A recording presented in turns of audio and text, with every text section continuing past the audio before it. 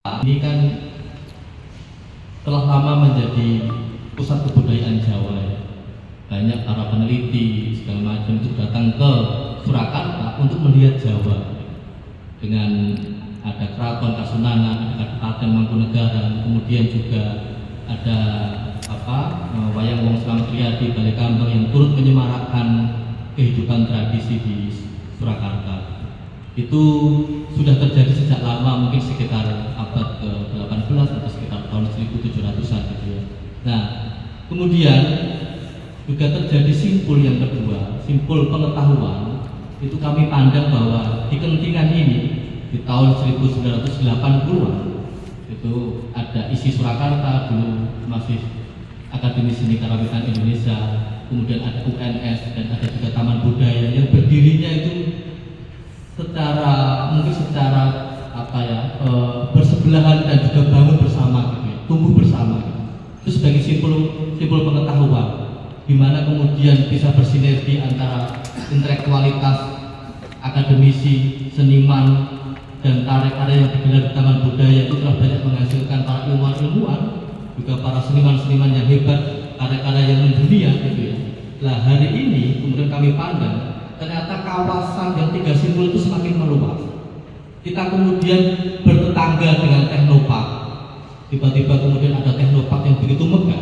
Kemudian kita sekarang juga bertetangga dengan museum budaya, sains dan teknologi. Kemudian juga kita bertetangga dengan Shopee, gitu ya.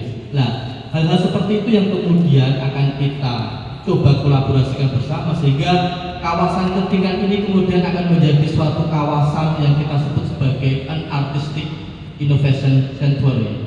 Jadi kawasan keartistikan yang mencoba mengkolaborasikan antara seni, sains dan teknologi.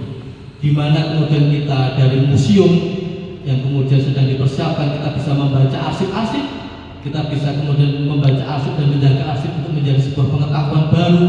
Kemudian juga dari teknopark kita bisa berkolaborasi bagaimana mengkolaborasikan antara seni dan teknologi, dan kemudian juga dari apa yang sudah berlangsung, sejarah yang sudah ada di Taman Budaya, di UNS, kita semakin mempererat hubungan-hubungan itu, menyatukan antara akademisi, seniman, masyarakat, teknologi, sains dan arsip-arsip untuk membangun pengetahuan baru. Jadi dari situlah kemudian Festival Pasca ini kemudian kita beri nama Dari Arsip Tubuh Nusantara Menuju Ruang Pengetahuan Global. Jadi itu yang menjadi